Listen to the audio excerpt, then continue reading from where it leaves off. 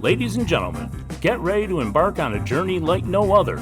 Welcome to the Glum Lot Podcast, your go-to destination for a unique blend of recovery and discovery. I'm Brett. And I'm Mark. And in this podcast, we will endeavor to create a safe and uplifting space for our guests and listeners to share their stories with sincerity and a touch of humor. Remember, we are not a Glum Lot. The Glum Lot Podcast is more than just a source of entertainment. It's a beacon of hope, proving that even in the darkest moments, recovery is possible. Every story we share carries the power to inspire positive change. So buckle up, get ready to listen, and join us in discovering the strength that lies within every individual's journey. This is the Glum Lot Podcast, where humor meets hope. Attention, attention, this is episode 54. Ladies and gentlemen. Episode 54, where are you? Where are you? So, yes, we are in episode 54, and as always, I want to remind everybody we can be contacted at the Glum Lot Podcast at gmail.com, or you can join our Facebook group at the Glum Lot Podcast at Facebook. Blah, blah, blah, blah, blah. Oh, but, boy. you know, we are always looking for guests. So if Sounds you, like somebody just had a nap. or someone you know, I'm highly energized. If you or someone you know wants to be on the show, we'd love to have you. We could do it remotely. They don't have to be in our vicinity, or we can do it live here in the studio. Sure. Just email us, let us know. We'll get in contact. Pick your flavor. Mm-hmm. Pick your flavor. Yes. What do you got for the flavor of the day today, Mr. Brett? Oh man, it was a rough flavor last night. I went to a meeting and it was a men's group, and you know it's really interesting to hear a bunch of biker guys and guys that myself in my past I would have had a major prejudice against. Yes. But knowing these people now, it's much different. Yes, it is. And last night somebody brought up working through pain. And let me tell you, as soon as I heard that word, I was completely overcome with a rush of anxiety. Yeah, well, that's what pain does to us. Yeah, and when it came time for my share, I said, my gosh, my whole childhood life, I was not a spoiled kid, but my parents did everything for me, or did everything they could for me to avoid pain. Or they minimized it. Right, correct. As best Didn't they give me could. any opportunity to experience it even. And so when I grew up in adolescence, I also was told that, you should not show pain. That's embarrassing, and you don't want to show weakness. So with those two things, my gosh, it was just anything I could to avoid it as That is I became into adulthood. Old school male psyche. Yeah, yeah. And it's pretty harmful. And I don't consider myself the alpha male, trust me, but Yeah. I definitely had that trait. Well- And I also know how I dealt with pain, and that was with pain medication, and that would be alcohol. Right, and that's what's so good about when we put the drink down and the pain comes back, we have nothing to drink it away with. Then No. we have to actually start facing it, working on it, and it can be very And going daunting. through some pain, because can be those daunting, man. first several steps are about becoming, humble and bringing some of those old things up that are And you know what, painful. too? There's nothing wrong with seeking professional help if you feel overwhelmed or a little Absolutely. lost. I did, Yeah, and it was a great help for me. absolutely, and I've done that. But I think this time it was something that was so buried, and I hadn't really thought about it. And I recently experienced that stuff in the last year and a half, but I don't know. Last night was something a little bit different, and man, did it make it all bubble up. Was it cathartic at all for you? It was, in the sense that when I think of the pains that I went through recently, the neat thing about this program is working through, right? We work through things. And what I realized is I now have a strength because of the pain that I've been through that I can share with other alcoholics that might need my experience with it. And so that part was really cool because, when we experience pain, we've got something to offer to somebody else that maybe Yeah, and a struggled real with. big component, debilitating component in that is fear. Oh, Fear yeah. of pain, Yeah. fear I won't be able to handle it, fear it's going to be like this forever, none of which is really true. And it's the old thing about fear, the old acronym, fuck everything and run, or face everything and recover? Mine was fuck everything and run, because also, I forgot to mention this part, and if you are one of these, you know exactly what I'm talking about. I am an extreme empath. I feel things very deeply, to the point where it'll just shut me right down. And I even feel for you and manifest that through myself. Yeah, I think a lot of alcoholics are like that to some different varying degrees. Yeah, sure. But the, fuck everything and run for me was, I didn't run physically, but I drank. Well, I couldn't run physically. I drank. Yeah, I know, right? That was one of my fears. But I drank, and that was my way of running, from any kind of emotion or, the uncomfortable feelings. Yeah. So as part of the 12-step recovery, we have to learn how to live with that. And trust in our higher power that they have it all under control. Yep. And that is the work. So that is. So with that, we would like to welcome our guest. Welcome, Paige. Welcome, Paige, to the Glum Lot Podcast. Hi, guys. Hey. So let's start with your sobriety date. It's June 18th, 2023. Okay, so you just crossed the year Yeah, so threshold. Very excited. Heavy metal. Nice. You get your chip? Absolutely. Okay, great. Yeah. Hey, so what we like to do is start at the beginning. So we like to ask what your first experience with the effects of alcohol and or drugs was.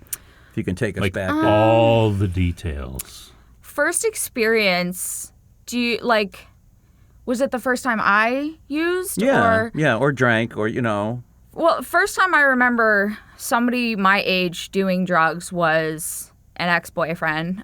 He had told me that, this was in 8th grade, he told me that he bought weed in the school bathroom, and I was just appalled that he would think to do that. So you never had exposure to it before that? No. Okay. No.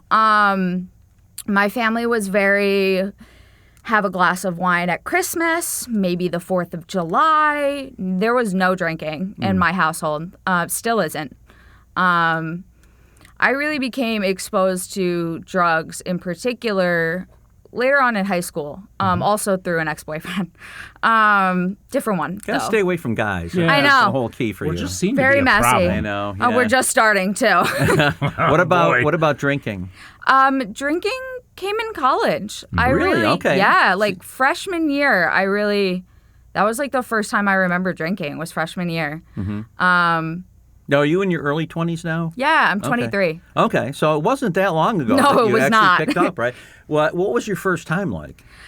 I don't even remember the details, really. I know. Nice job. I'm sure it was, yeah, right. Because it was inconsequential, no big deal? No, it was no big deal. I was at a college party. I was with friends, probably my first night in college. Typical basement frat house deal. It was very boring, very... Yeah. What? Yeah. That's my favorite Now, were you place. like away from home for the first time? No, actually. I did move. I moved not around a lot as a kid. Senior year of high school, I did move to Pennsylvania, though, just to be closer to my dad. So not the first time away from home, but definitely first time on my own. Yeah. No parental supervision. Right, so the guardrails are off. But you do have a couple drinks at this party? Yeah, absolutely. No big deal, right? No. Okay. Were you big deal. nervous when you first got to school? Yeah. Yeah. I Yeah. mean, that's normal, Who isn't? right? Like, yeah, it's college. You Still know? new people. Yeah. You And don't. so a couple drinks, how'd that help? Did it? Helped a bunch. Yeah. I mean, I was like, I'm a very introverted person. There we go. I was able to really find myself like connecting with people easier. I was just like, oh, this That's is a big great. deal for an introvert. Right? Yeah, I was like, wow, I can actually talk to people and like not be awkward and, make connections, meet new people. Met a bunch of friends in college just because that's all there was to do in my town was drink. Yeah. So did drinking become like a regular part of your college social life? Later on, yeah, I would say yeah. Okay. What about weed? Weed was huge. Weed was the first drug that I tried. Always is. Yeah. That's why we're laughing. Yeah.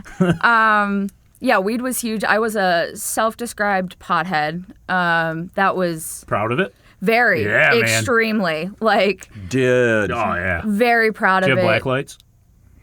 No, I think that I was the thing for wish. older people Yeah, had I'm black sorry. lights. I I wanted forget. black lights, though. Okay. All right. I so wanted them. You can join You us can in the still 70s have a if black you light. want. 70s and 80s, they were huge. My You know, bad. I got in late 60s and early 70s, they used to have black light posters that were like a fake black velvet. Oh, yeah. I have some with of the those. color. See? Really? Yeah, I really do. They were huge. And We then you did- put black lights on, you'd put incense on, Mm-hmm. and you'd smoke bongs. And it was like, and listen to Pink Floyd. Oh, Yep. heck yeah. We had laundry. We used laundry detergent. And- You smoked 'cause laundry there's a lot of detergent? phosphorus in laundry detergent. Oh, and you yum. just paint the walls with it. Really? Oh, yeah, I didn't man. know that. Light up like a Christmas tree. Wow. Anyways, we digress. We do. We always You brought digress. us there. Sorry. Yeah. So, anyways, you're in college. You're smoking some weed. Any other Mm-hmm. drugs? Absolutely. I lost a parent about a week into college. Wow. Pretty formative. So that is really when I got addicted to Adderall pretty bad. Pretty soon into college. Was that a prescribed thing? Or Absolutely not. Okay. There's a lot of it on college campuses, though, There's right? a lot of it. I had a friend who actually had like 2 different prescriptions to Adderall, and he would just give me one of his prescriptions. What did Adderall do for you? It didn't work the way that it's supposed to for people with ADHD. It actually made me I would just study for hours on end. I wouldn't eat. Did you ingest it? Yes, Okay. I took a pill. Yeah. Okay. So yeah, I wouldn't eat, and that was the part that I enjoyed the most because it helped me Absolutely. lose weight. But you became extremely focused, right? Yeah, it's. Some people will understand this. There's a scene in a Harry Potter movie where Harry Potter takes this potion. It's called Liquid Luck. And it's kind of like the skies open up and everything goes right for him. And that's how I felt when I was on Adderall. Dopamine. Like I could do Kicked no hard wrong. with that. Yeah. Yep. So, how did you feel when you weren't using Adderall? Did you feel sluggish or just normal? I felt normal at first. And then, that obviously changed pretty quickly. But at first I was also on Adderall all the time. So I really Well, we were smoking all the time. Exactly. So the I was counter effect. I was up and then I was There you go, down yeah. and then I was also drinking and there was no normal rest period for me. So you were trying to manage drug usage to, hey, I think we have a winner. I don't know. Oh, boy, that was, we'll just leave it in. And, Why not? So that's life, right? You're Life right. has Fans got of Apple lifey here. with the Bing. So you're using all these different drugs to try to regulate mood and focus Yep. and did it become exhausting or no? It seems like it would be, but No, I had a was- great time. yeah. My first So you year were of college was functional. great. Okay, and your grades were good. My grades are great. They Okay. were great while I was drinking. I'm not being a very good PSA for That's okay drinking, because you know but- what? It seems. I mean, I know when We I hear started this. drinking, for me it was a winning combination. Yeah. Not for Yeah. not for Brett in college. .10 my first semester. Yeah. Nice. Yeah, You go, boy. I did. So Right home. you're cooking along. Hey, let's go back for a second Sure. to losing a parent. Okay. So what was that experience like for you? Man. I mean, did you bury it or? Yeah. I didn't deal with it until I got sober. Which was 4 years later. Yeah. Wow. The way that I lost my parent was he had cancer. He passed away from that. And I felt like I wasn't allowed to be sad. No, why? What made you feel like that? Well, he wasn't in pain anymore.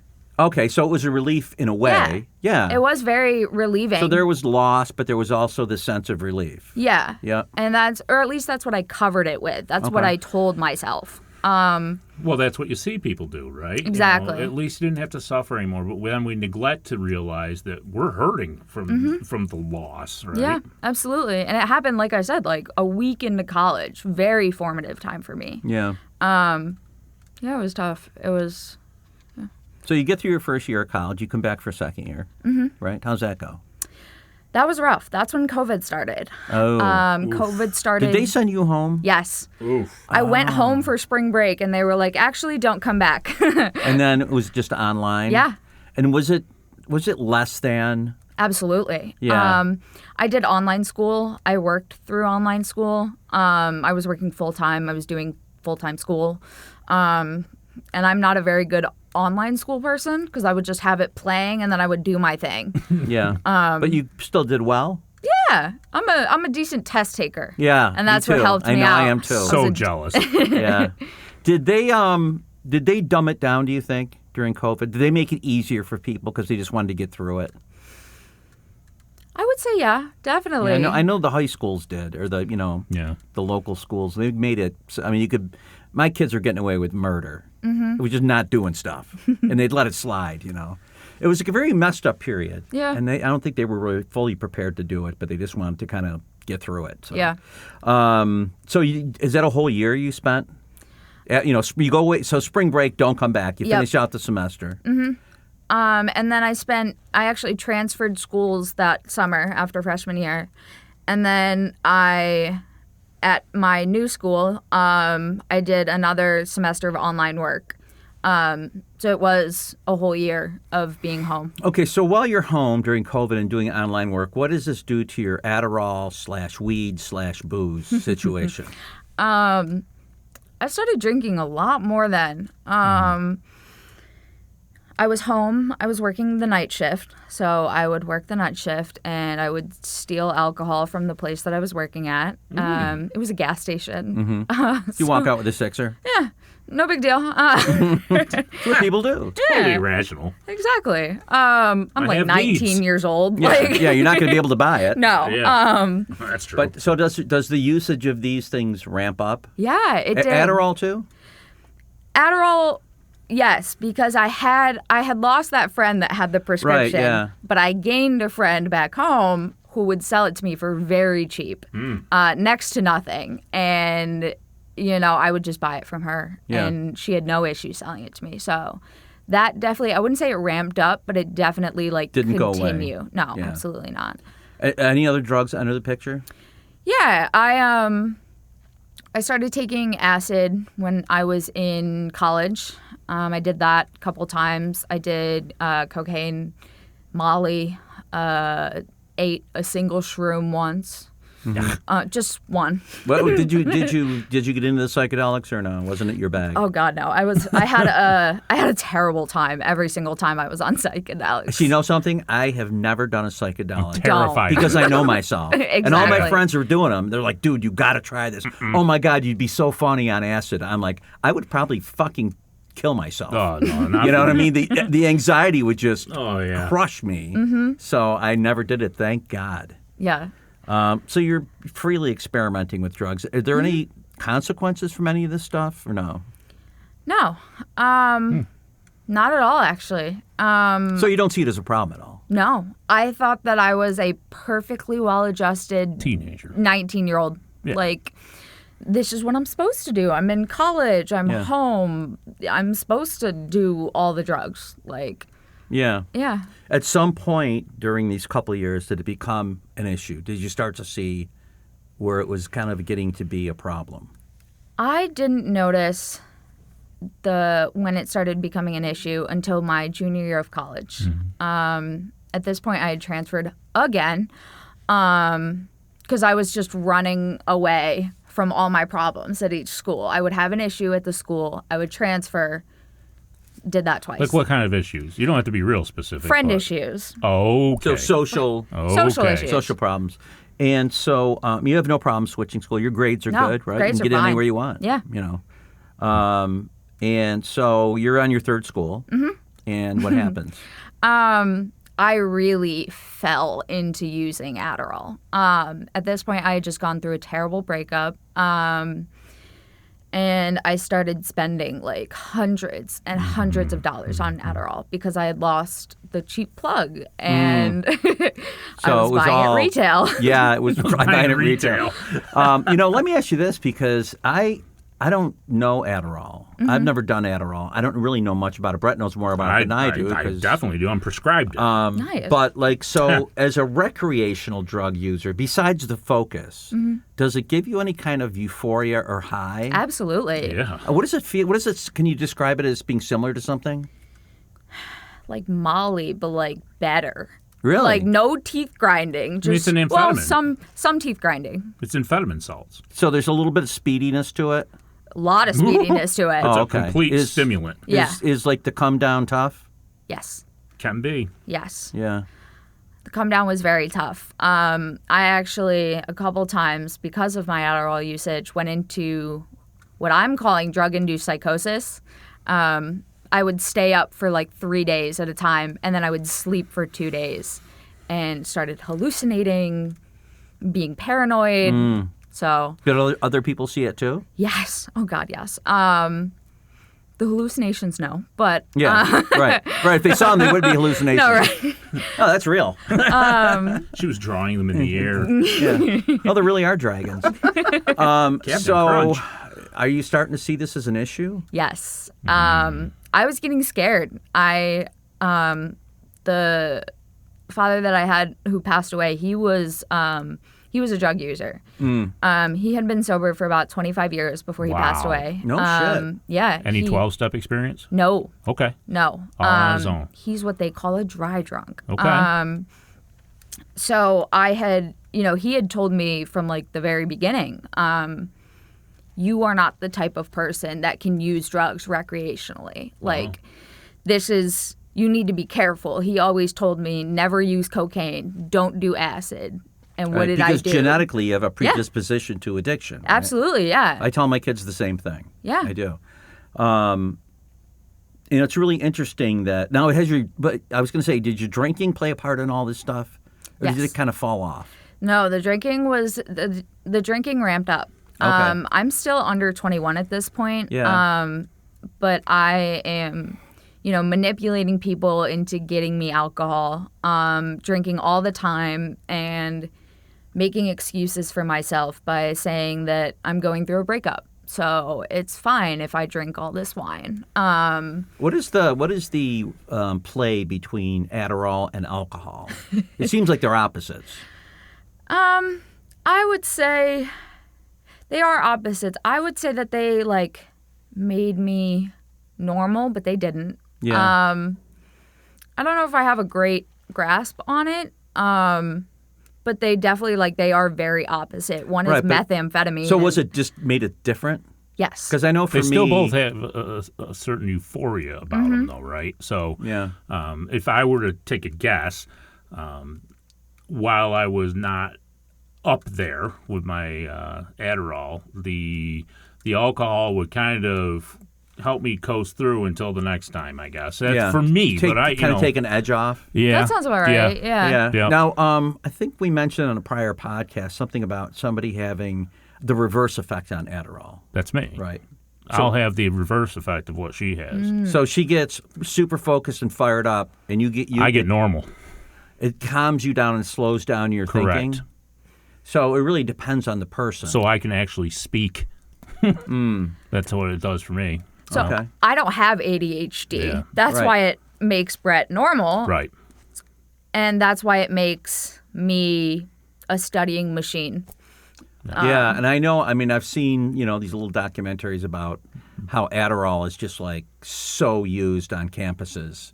Well, with the competition out there, and Yeah, and you'll find kids that are not normally into that culture at all, that are super achievers, that take it to have an edge. Yeah. Yeah. Yeah. And actually, that happened at first when Prozac very first came out. It was a mood enhancer, true. but that also increased your ability to think quicker and clearer. And so there were people that were taking SSRI class drugs for a business boost, which I thought was fucking crazy. That's really funny. And here I am with an anxiety disorder taking it because it takes away anxiety disorder Yeah. from me. And these people are doing it to try to get an edge over competition. I'm like, Jesus, people Doesn't are sound very fun. fucked up. So you're there and you're going to school, and you're back at school now. Yes. You're back at the campus. Yes. And you're having these highs, lows, sleep deprivation, Yep. and psychosis. And does something happen? Does something come to a head?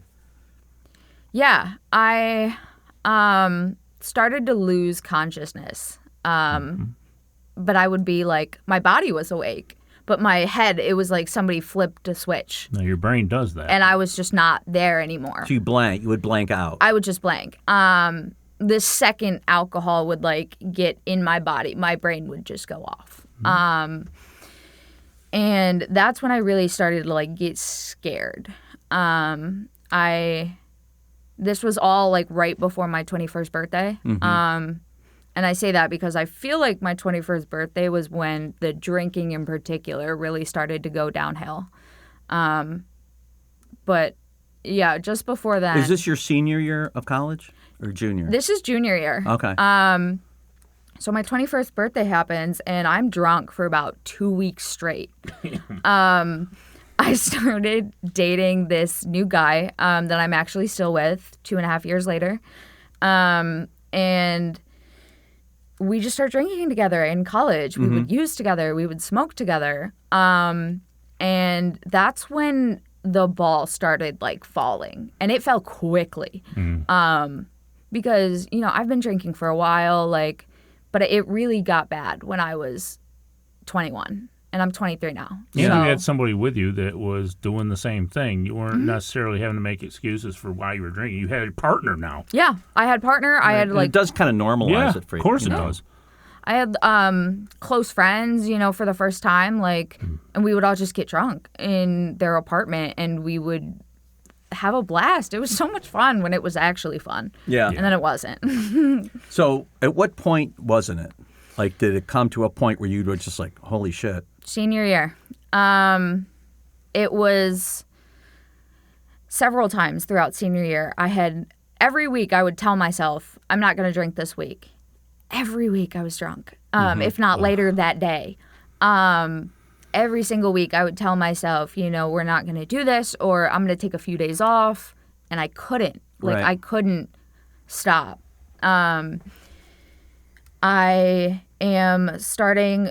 I'm just noticing that even if I wanted to take a break, I couldn't. Like, my brain wouldn't let me. So I was drinking every day. And then Yeah. you would feel bad because you didn't do what you thought you were going to do. Exactly. Right, so And it's that just was vicious. a whole cycle.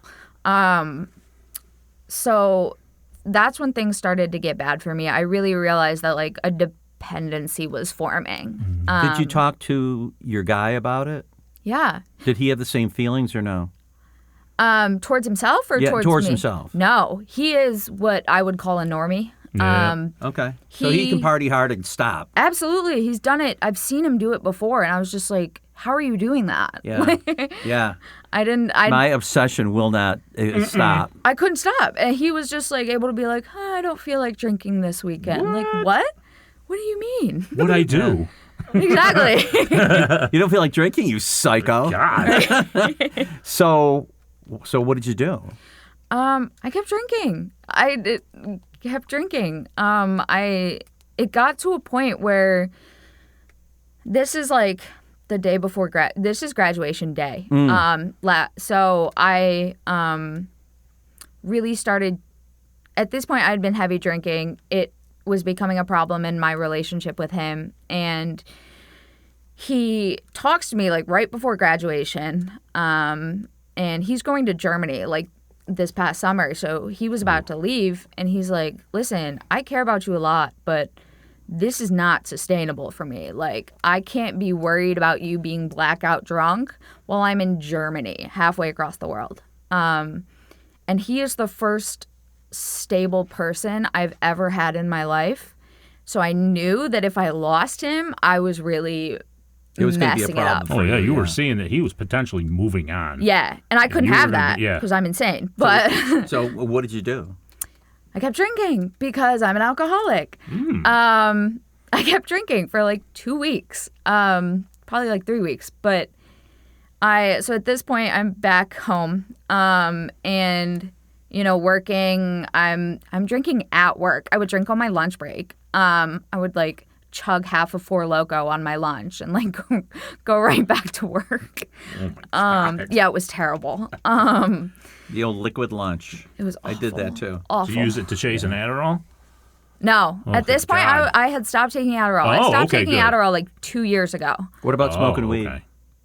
I stopped smoking weed before I quit drinking too. So alcohol was King alcohol just survived, man. Yes. You know, I'm just saying I would do other things, but they were never my go-to. Yeah. Alcohol was always my go-to. I always thought weed was my go-to, but I was able to put it because I had to pass a drug test for the job I currently have, and I was able to put it down.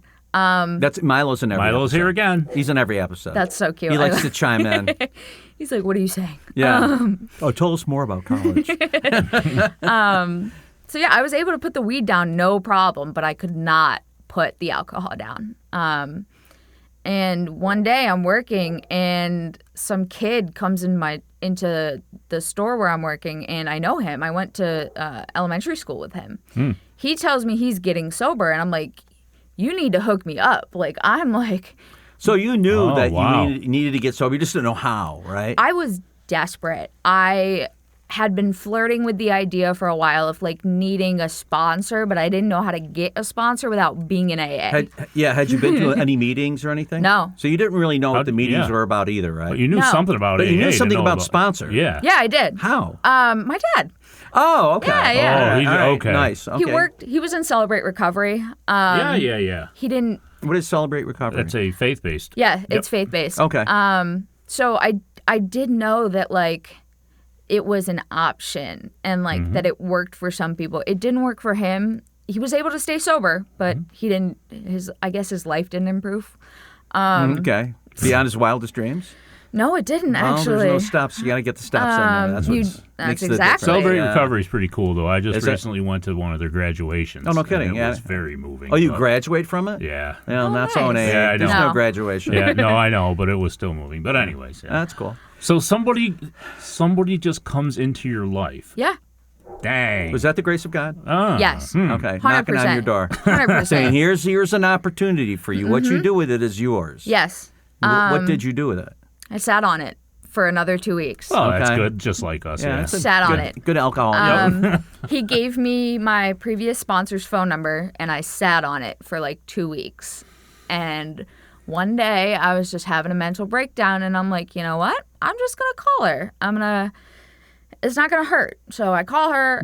So you don't know her. No, I don't know her at all. She doesn't know you. No.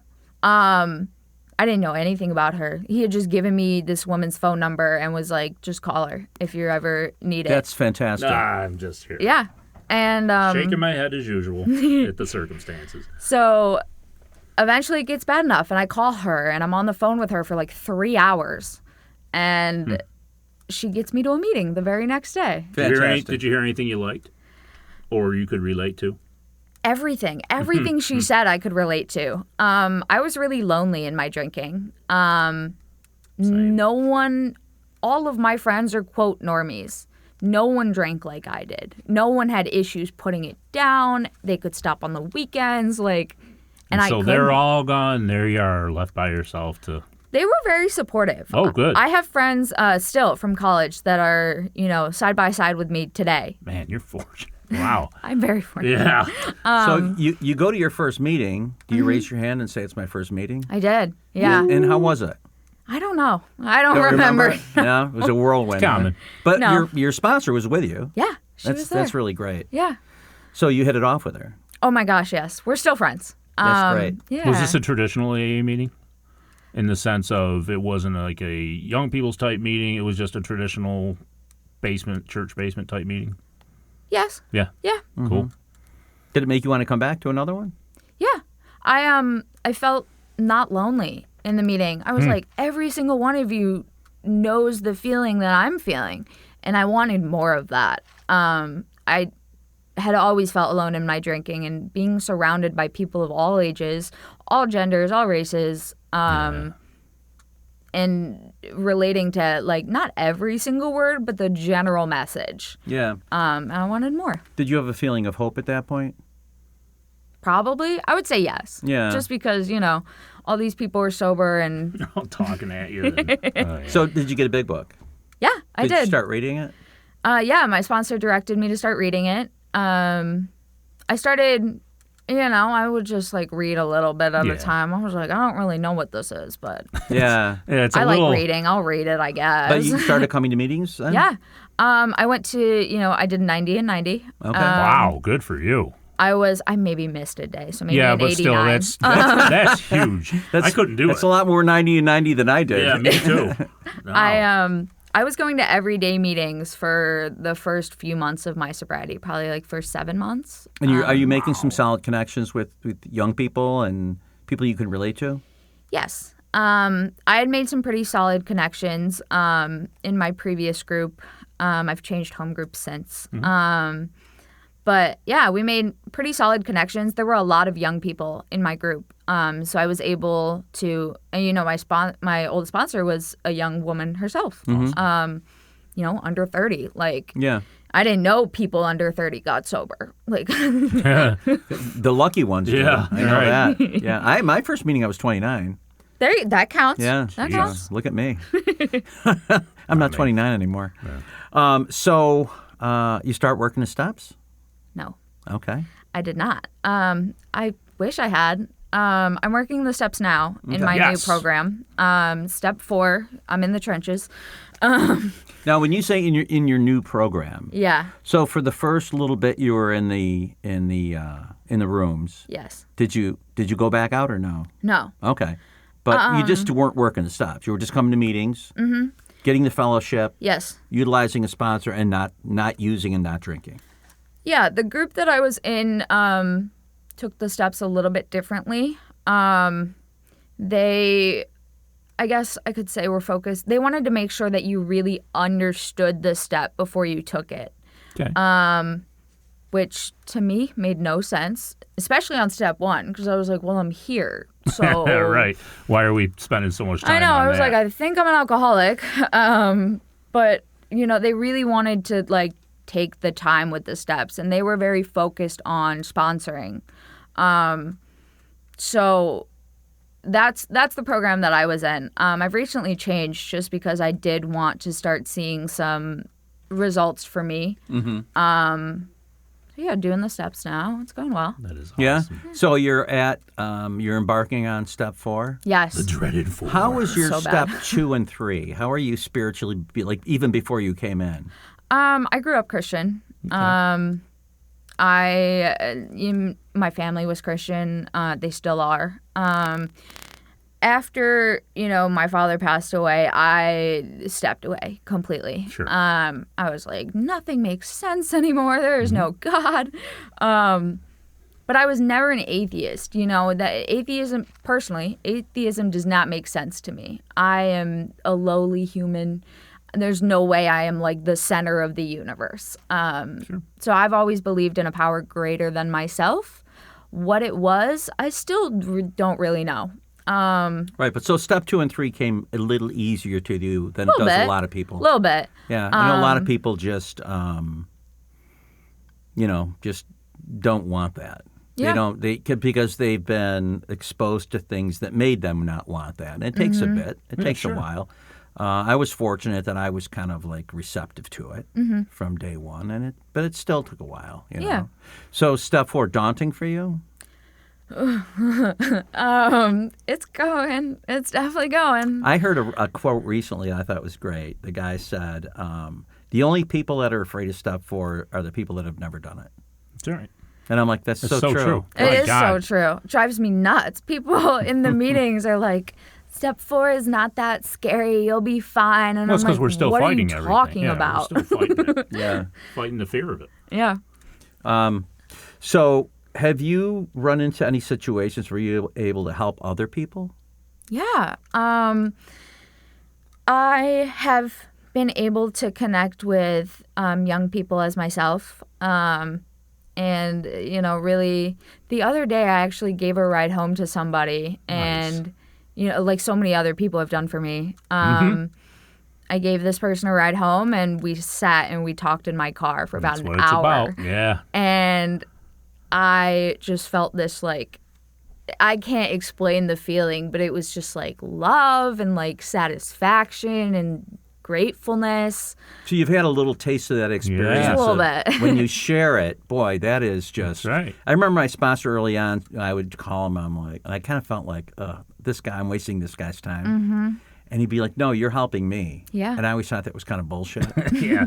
Until I did it. And Yeah. I'm like, Yeah. oh, now I get it. Mm-hmm. Yeah, there's You know? something magical about it. There really is. And somebody who's on step 3 can do it. Mm-hmm. Somebody who's on step 1 can do it. Absolutely. Yeah. So besides the thing with alcohol, has anything else come back on you, like the weed, any of those kinds of cravings? Absolutely. The weed's tough just because the state that I live in, it's legal. Right. So there's a dispensary down the road from my house. Yeah, that is definitely, it's like alcohol now. It's in your face and Yes. it's advertised and it's available Becoming and more it's socially not acceptable. illegal. You don't have to hide it anymore. Yeah. And boy, I'll tell you, wherever I go, I smell weed. All the time. Driving down the road, I smell coming I out know. of cars. Like, how much weed do you have in your I car, was dude? at one of my. I was Right. at one of my 14. Well, he's 14 now. I think when he was 12, I was at one of his baseball games. Mm-hmm. Somebody was smoking weed. Yeah. I'm like, what the hell? Oh, yeah. You know? Oh, yeah. We were at a kids' camp this weekend, and, it's family themed. It was very heavily kid themed, right? Yeah. It was Somebody smoking everywhere. weed. Oh, yeah. Oh, Yeah. gosh. Yeah, And the I kids guess were you running gotta- around with spliffs in their mouth. Yeah, right. It was a Jamaican camp. They're like, hey, Yogi. But I guess you got to look at it as it's like somebody having a beer now. That's right. You know. Yeah. That's And right. so okay. But the cool part is the more you go through those steps, Yes. the less you're going to experience that. Yeah. Yeah. I also, I currently work with a population. I work with homeless people who, Ooh. yeah. So there's a lot of drug and alcohol Ton of dependency drugs. there. Yeah. It's really given me a different perspective on my Sure. usage. I work with people who can't seem to afford an apartment, but their weed is always good. They got it filled. Yeah. And that was me. I would spend money on weed before I would spend money on groceries. And it really helped me to change my perspective on smoking. Right. It's going to, it puts you in a unique position to really help people. Yeah. And, honestly, probably 1 out of 100 is going to want help. Yes. So it's nothing you can push on people, but you're probably going to run into, if you haven't already, run into somebody that's at least curious about sobriety or something like that. Yes and no. I work with young people also. Yeah, so that's tougher. It is tough because, some of my kids are getting into trouble with drugs, with alcohol. And, I'll bring up the topic of recovery or AA in conversation in passing. I don't want to push it on anybody, Sure. but Just awareness. Yeah, I'll be like, oh, there's this cool program that I go to. You should just check it out. It helps me a lot. And they'll listen to me, but I'll see them the next day and they reek Yeah. booze or alcohol or booze or Yeah. weed. But you are in a unique position to plant the seed. Yes. So even if 2 years later Yeah. they find themselves in a dark place, they go, God, Yeah. that girl that talked about that one time, Yeah. maybe I should do that, That would Yeah. be something. Yeah. That's the goal. Yeah. To raise awareness, to hopefully make a change in these kids' lives. Yeah. It's good work. And a lot of it, I know for probably a lot of the population you work with, they come out of that. That was Yes. their life that they knew. So it's hard. I mean, like you were saying, you came out of a home where nobody really drank. There was no drug use. So you weren't exposed to that constant barrage of, Yeah. I was raised in an alcoholic home. My father It was a drank social every day. norm for these people. Yeah, and so when I started drinking like he did, I was like, well, this is what you do. This is how you grow up and become a man, Yeah. And it was a different generation, too. So that, that kind of worked against me. Yeah. Just like these kids have that extra little added oomph behind their usage and they're not probably all going to be addicts either. Yeah. But it does create risky behavior and Yes. bad decision making Yes. and all the stuff I'm sure that you see on a daily basis, right? Yes. There's also a lot of drugs where I live that are coming out of, just not marijuana anymore. Now it's synthetic marijuana. And oh God. It's scary stuff, That stuff's man. nasty. Yeah, we were awful. talking about that last night, about all this stuff that is, what are some of the names of some of the... Well, hey, I got a question for you. You might Okay. know that. What is kratom? Oh. I don't know, but I see do you, it Brett? everywhere. Is it a bark of a tree or some kind of... No, I think. Boy, I don't want to say. Yeah. I think I know what it is, but I don't want to, sound ignorant. Because there's like, what is the other one? What is the synthetic weed called? Spike. Spike. Yeah. Spike. And does that make people lose their shit? Oh, can. I see a lot of people frozen on sidewalks. If you ever see somebody on the sidewalk and they're just like frozen in like movement, it's probably Spike. Yep. And is that legal? No. Okay, but it's a chemical that's created in Yes. I was going to say in a lab, but it's probably more like in a kitchen, right? Yeah. And it Yeah. doesn't show up on drug tests, Oh, which is why fantastic. they love it, right? Yeah. Probation Between loves that it. and then fentanyl, the whole fucking that whole thing. It's a dangerous world out there. Yeah. When I was a kid, there was weed and acid and mushrooms, Barbiturates. maybe. Yeah, but it wasn't. I mean, nowadays, Not the like, stuff that's eating the skin off of you. Yeah, the No. space is so crowded now with just really weird shit that's available to kids. Yeah. Well, it's available to everyone, but It's cheap.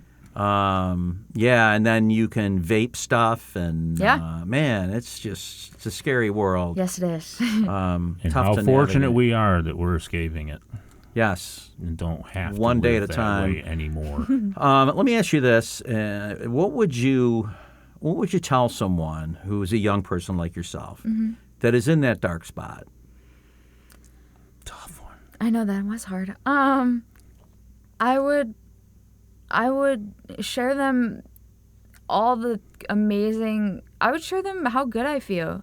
Like I would relate to them. I've been there. I've been either I call it being passively suicidal. But I've been there, and being able to be relatable and sharing some of my mental health struggles that led me to use, and then kind of flipping the conversation and be like, but I'm on the up now. Like I am doing so much better. Like the person I was a year ago and the person I am today are like night and day. Yeah. And it's only been a year. Yeah.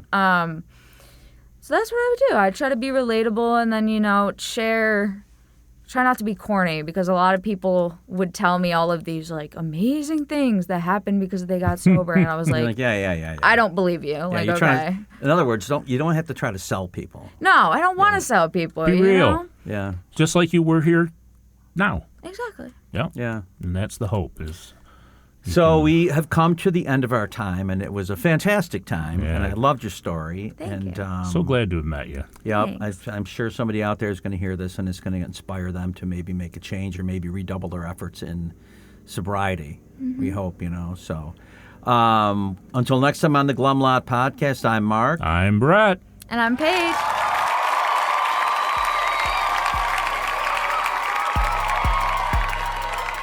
As we wrap up another episode of the Glum Lot Podcast, we want to extend our heartfelt gratitude to each and every one of you who tuned in today.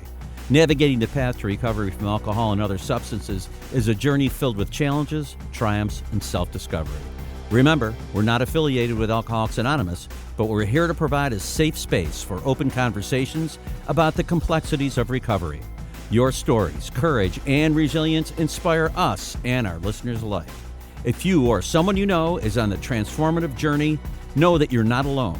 Join us next time as we continue to explore the diverse facets of recovery. Until then, stay strong, stay connected, and remember that each day is a step towards a brighter, sober tomorrow. Thank you for being part of the Glum Lot community.